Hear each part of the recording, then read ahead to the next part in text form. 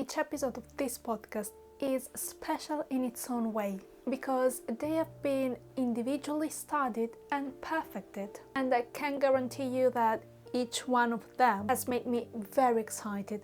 But today, thanks to the book I'm going to tell you about, I am even more excited. Hello everyone, I'm Irene Ridarelli, writer, blogger and a passionate reader, and this is Into the Books. Yes, I am really fascinated with today's book, but at the same time I am a little worried, and I will explain why later. But what I can tell you now is that today we are going to discover the book on which was based what, in my opinion, is the best film of 2023. This book, or rather its protagonist, changed the course of past century in such a decisive way that we are still living the consequences of that change. I have always heard that the protagonist of today's episode was the most intelligent person mankind has ever seen, and after reading the book I can say without a doubt that he was. Maybe this explains why I am a little worried about touching this subject. I don't want to mess it up. Do you have any idea what movie came out past year, got such rave reviews, and for which it was almost impossible to find available film tickets? If you still don't know what movie I'm talking about, let me give you a hint. Cillian Murphy deserved the Oscar for Best Actor. Considered one of the greatest scientists of all time and the true prodigy of physics, Robert Oppenheimer was the one who coordinated the legendary Manhattan Project, where the first atomic bomb was created in 1945, consolidating his career as a scientist. However, and despite his professional big achievement in inventing the atomic bomb and later faced with the devastating results of the bombings of Hiroshima and Nagasaki, the destroyer of worlds,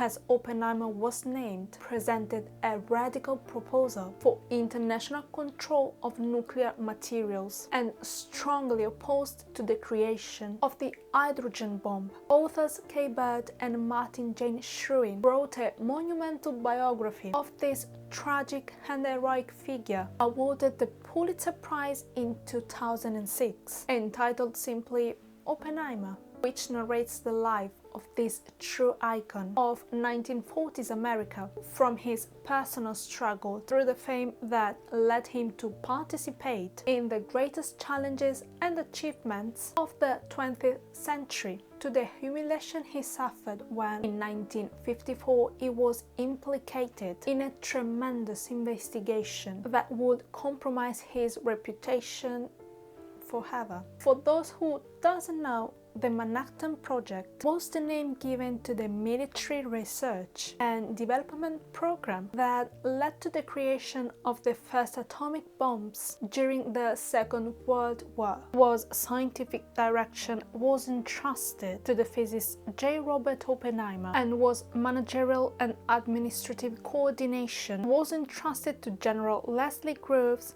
with full authority. The headquarters of this project was secretly located in a building in Manhattan, New York. Whose name was taken to create the code name for the project. In addition to the prominent physicists involved in the Manhattan Project, such as Oppenheimer, Enrico Fermi, Leo Szilard, Ernest Lawrence, Arthur Compton, and Albert Einstein, and the US Presidents Roosevelt and Truman also played key roles in the project.